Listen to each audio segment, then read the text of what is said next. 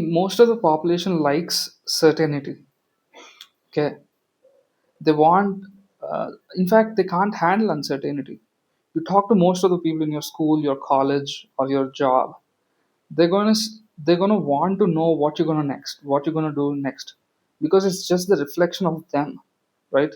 They wanna be certain about things, and those type of people. That means most of the population doesn't want to change. It's full of dogma, and I'm not complaining about it, but I'm just saying there are some of us who wants a new perspective, who want to do a new thing every 3 months. And I don't know why people are not curious enough whenever they go into any random rooms, and like they just sit, right, or just talk about really subtle things like okay, what are you going to eat tomorrow, or really random things like sports and stuff. I'm not against sports, but I'm totally against people who watch other people playing sports rather than them playing sports itself, right? And most of the people, they do not want to address uncertainty, right?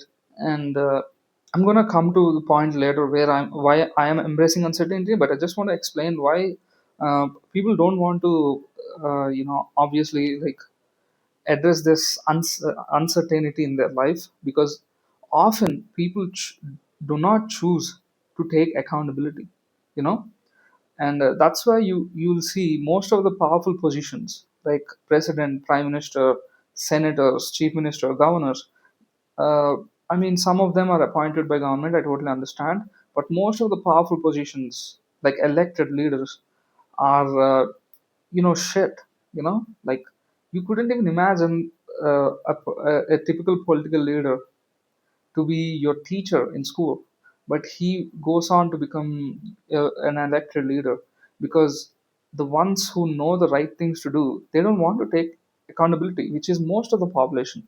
Most of the population knows everything, like, uh, I mean, like, understands what most of the population needs, but doesn't want to take accountability. You see it every day, that people in your workforce, mainly after you finish college, you'll see this, that people often don't want to take accountability. And that's why workplaces are so toxic in nature, because people are trying to show fingers, one over another, for the mistakes. And it's often the guys who are delusional and who have like no accountability at all, but they don't even care what happens. So they somehow rule the office, they rule the world, right?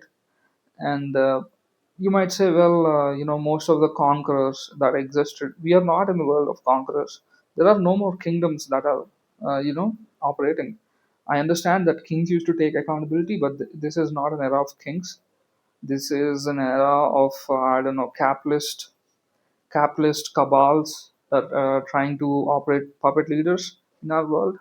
And again, that is solely because people don't want absolute control, but they also don't want to address absolute uncertainty also. And that's why a really less percentage of population actually embraces uncertainty. Most of the entrepreneurs, right, they fail in the first year. You know why? Because uncertainty. And the ones who stick for 5 years, they are the ones who become millionaires, multimillionaires, multi-billionaires. Take Alex Hormozzi itself. He's in the game for like the last 6 years. Take Elon Musk itself. He started a whole rocket company from scratch. A rocket company from scratch. That takes a lot of stress, and more than that, a lot of uncertainty. People who can handle uncertainty, or get used to handling uncertainty, can do wonders. Because when you're uncertain, but you also know that uncertainty gives you immense rewards, then something that is so certain, you go ahead and do it, and you embrace uncertainty, you get the reward. And now, coming to why I am embracing uncertainty, that is, I chose not to go for a job in an age where most of my friends are either in higher education or doing a job, or taking care of business of their fathers. Again, business also takes certain percent of uncertainty, but again, if you're taking care of your father's business, your father already has some connections, so the amount of uncertainty that comes with it is not that much. And when why I took this path of content creation is, I think content creation is like the most um, uncertainty playing thing, because you don't know what people like, you don't know what you can make that people will like.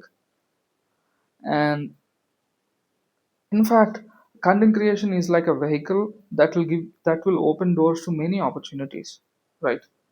And many connections. But it also comes with the price of paying this this feeling of uncertainty, because it's been like 3 months that I've been uploading YouTube videos, and I've seen no results. I have no more than 15 subscribers on my YouTube channel, and most of the population.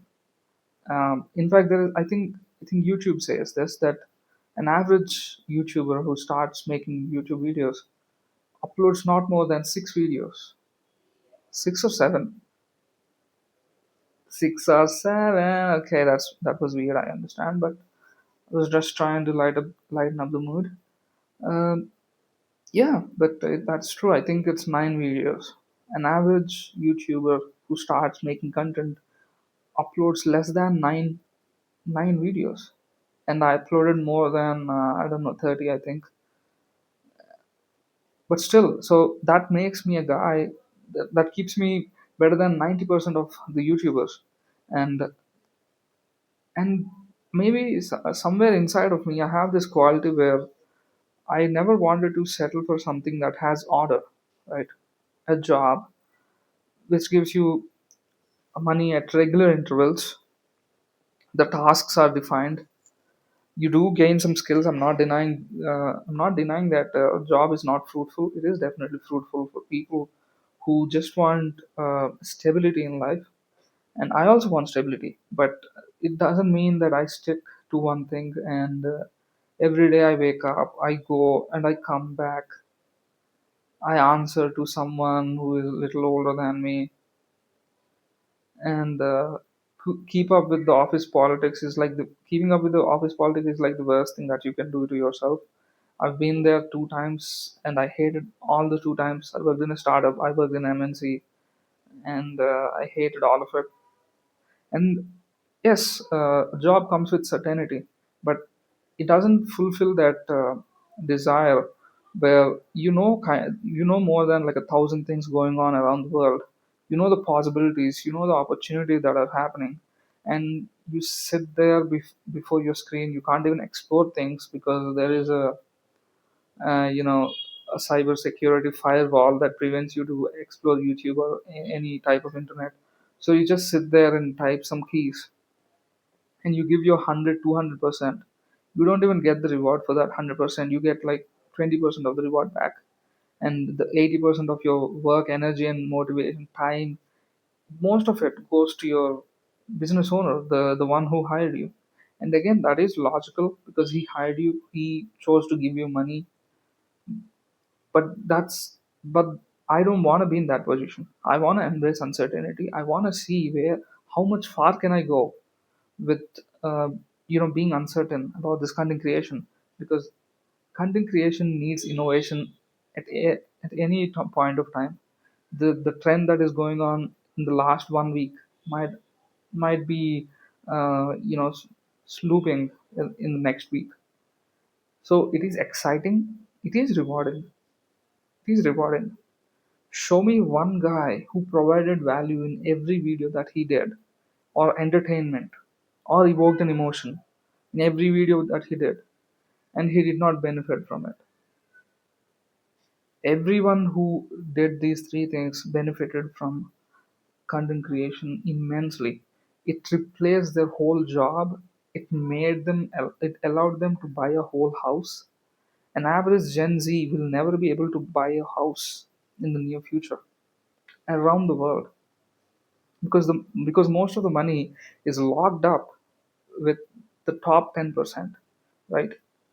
Inflation, I don't know what's the relation between capitalists not spending money and inflation increasing, but the reason why we have inflation as of right now in 2025 is because billionaires are choosing to take loans and they're not spending enough to boost up the economy. And the interest rates that the federal governments are pumping up, and we automatically we have inflation, right?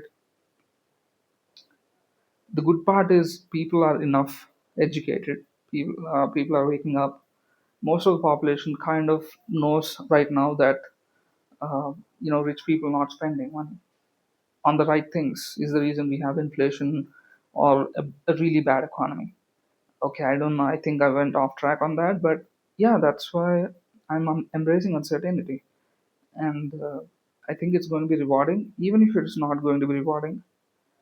I see myself in a position where I don't want to be sitting in a desk, tapping keys and taking that payment 12 times a year.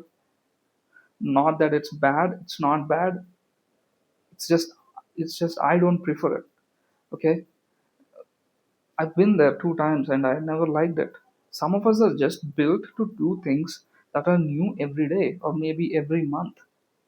We cannot live in an ordered environment. I don't know why people don't understand. I see people like me doing jobs and life sucked out of them.